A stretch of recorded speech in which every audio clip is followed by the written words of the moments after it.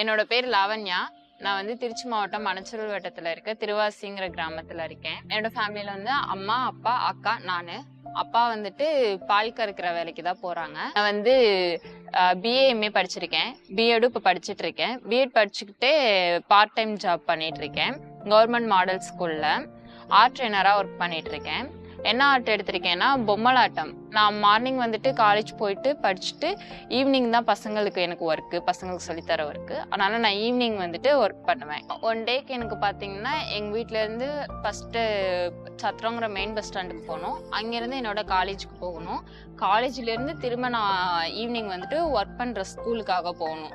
எப்படியும் எனக்கு டிரான்ஸ்போர்ட்டுக்காகவே பர் டேக்கு ஒரு 50லேருந்து 70 வரைக்கும் செலவாகும். நாம அம்மா கிட்ட உனக்கு பஸ்ஸுக்கு காசு கொடுத்துட்டு போனேனே, நீ பாட்டுக்கு காலையிலே காசு வாங்காம கூட காலேஜுக்கு போயிட்டியானே. அப்பா, உங்களுக்கு விஷயமே தெரியாதா?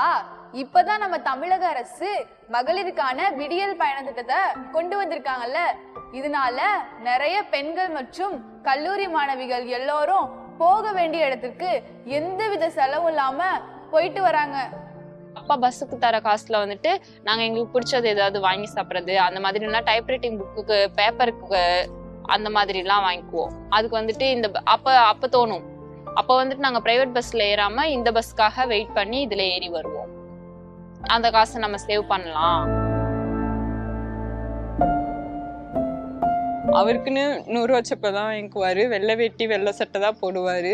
அதுவுமே வந்துட்டு இப்போ அப்பாவோட பங்காளிங்க யாராவது இறந்தாங்கன்னா இது கொடுப்பாங்கல்ல, அந்த சட்டை தான் யூஸ் பண்ணுவாரு. அவருக்குன்னு தீபாவளி பொங்கலுக்குன்னு எதுவுமே எடுத்துக்கவே மாட்டாரு. இன்ன வரைக்கும் அவருக்கு ட்ரெஸ்ஸு எனக்கு விவரம் தெரிஞ்சு அவருக்குன்னு அவர் ட்ரெஸ் எடுத்துக்கிட்டதே இல்லை. ரெகுலர் யூஸ்க்கு கைலி மட்டும்தான் வாங்குவாரு. அப்பா அப்பா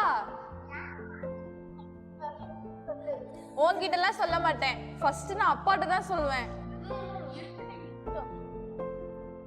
சொல்லு சாமி. அப்பா, இந்தாங்க உங்களுக்கு ஒரு சர்ப்ரைஸ்.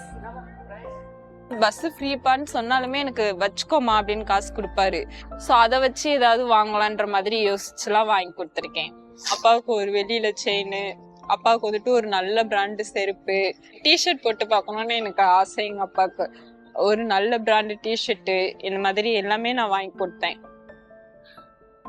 என்ன மாதிரி ஒரு பொண்ணா வந்துட்டு அப்பா கிட்ட அம்மா கிட்ட எல்லாம் காசு வாங்காம தனியா வாழணும் அப்படின்னு நினைக்கிற பொண்ணுங்களுக்கு வந்துட்டு இந்த சமுதாயமும் சரி, தமிழக அரசும் சரி அதுக்கான தகவமைப்பை நிறைய ஏற்படுத்தி கொடுக்குறாங்க. அதை நம்ம தான் யூஸ் பண்ணிக்கணும். நிறைய பேர் அதை யூஸ் பண்ணிக்கிறாங்க அப்படிங்கிறதையும்